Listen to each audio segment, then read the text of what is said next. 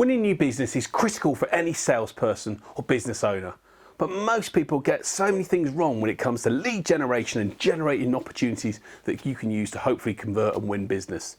So what are some of the 6 key mistakes that I see people making on a regular basis with regard to lead generation that you can avoid, and if you do avoid them, make sure the leads come flowing in and hopefully turn into business?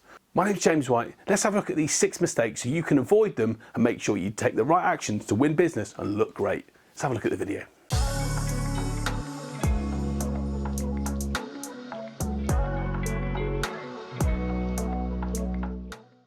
So the first mistake I see when it comes to lead generation is people are not being targeted enough.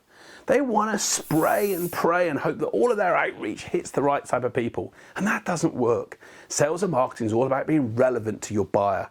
So when we're targeted, when we know who our potential buyer is, what their problems are, what their issues are, and how we can help resolve them, sales and lead generation becomes much easier. So point number 1 is this: focus on an audience that you know you can work with, that you've delivered results for, and target similar people like that. Even if your marketing team isn't doing that, you as a salesperson or business person can.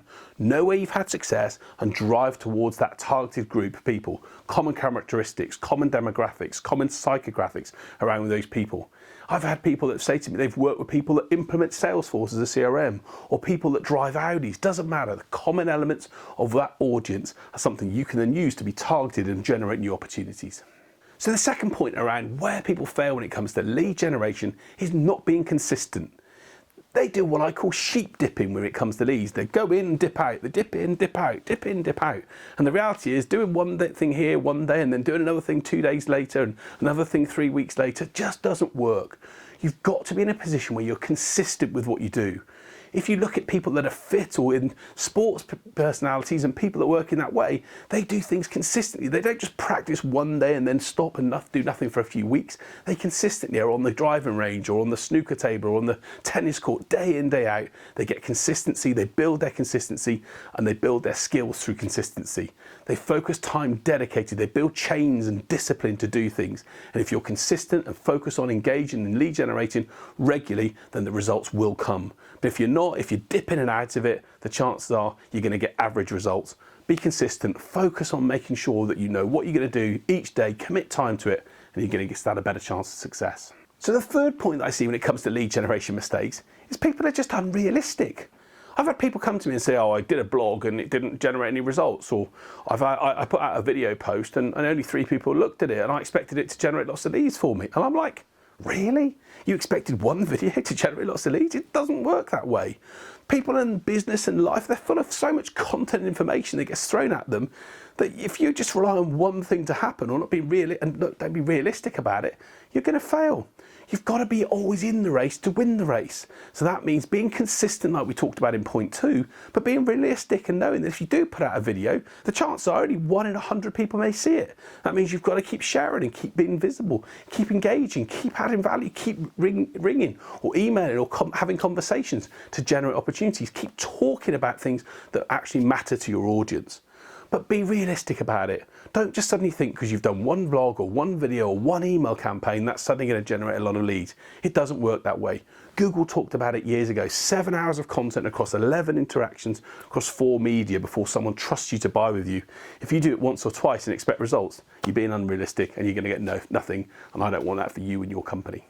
So the fourth mistake that I see people make all the time is they rely just on one approach. What do I mean by that? Well, they'll say to me, oh, I've tried emailing and it doesn't work. I'm like, okay, tell me a bit what sort of social messages you've sent to them, or maybe you've picked up the phone and spoken to them, or maybe you've sent them a video message, or maybe you've picked up the phone and spoken to them. Oh, no, I don't do that. Email's where I use. You can't just rely on one approach when it comes to lead generation. You've got to cross multiple media. Different people will react in different ways. And if you're just trying to use one media, such as email, and that, by the way, is what a lot of lazy salespeople do, the chances are people get so many emails in their inbox daily that you're just going to be another one that's in the middle of everything else and you're just going to get deleted or ignored. You've got to use multiple approaches, and I have a guide that I can share with you, which you can put in that enables you to target over a 60-day or 90-day period across multiple media, a series of different messages, so that the buyer that you're talking to gets, wow, I've had contact from phone call, I've had contact through video, I've had contact through social, I've had contact through email, I've met this person, they've even knocked on my door. That engagement is coming from multiple sources. And actually, if you're talking about problems and challenges that person has and how you can solve them, the chances are they're going to be intrigued by what you can do. So the reality is, don't just focus on one media, don't just focus on one approach. If you're in a position where you do that, the chances are that approach doesn't work, you're cooked. Give yourself multiple options, it's going to help you see which one works, so hopefully open up the door and get you start talking to a new buyer. So the fifth point when it comes to lead generation mistakes is this, and it's very simple. Don't just rely on what you say, you have to focus on the words of your customers and share their testimonials and stories in order to get other people intrigued. Someone once told me, salespeople will talk all day long about what they do, but it matters nothing. What matters is what your customers say about you. And so what do your customers say about you?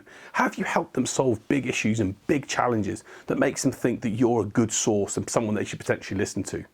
The reality is, whatever we say about ourselves means nothing to what our customers will say about us.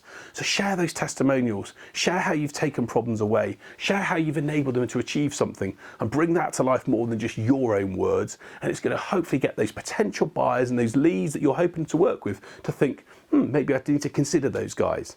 Your words matter nothing compared to what a client or customer testimonial says about you. Use that in lead generation. It's going to generate opportunities to hopefully get you working and talking to people to do additional business with them. And my sixth and final point when it comes to lead generation is be accountable.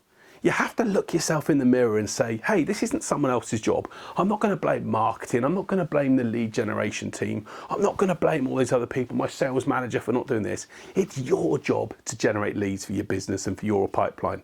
If leads aren't coming through, whose fault is it? Yours. You're accountable for your number. Lazy salespeople, people that don't achieve success, blame other people and leave accountability at other sides. Those that are successful say, no, I'm in control of my own destiny. I'm going to make sure that what I do can generate my own leads to generate the business I want. And if you take accountability and you own your own situation, eat or be eaten. If you eat and decide to focus on what you can do to get your pipeline growing, it's going to put you in a great position. If then other people then help you support and bring other opportunities in, it's going to be a massive factor and difference for you. But don't put success in other people's hands. It's in your hands to take on. Do the work you need to, become accountable, and you're going to stand a better chance of achieving the numbers that you set out. So there are my 6 tips on how you can use lead generation to get the results you want. But let me know what you think. What are the other mistakes that other people make that stop them from achieving success? I'd love to know what your comments are. Put them in the comment section below. Let me know so we can help lots of people achieve success, generate leads, win new business, and feel happy as a result. So thanks very much for watching the video. I hope you've enjoyed. I look forward to sharing another video with you really soon.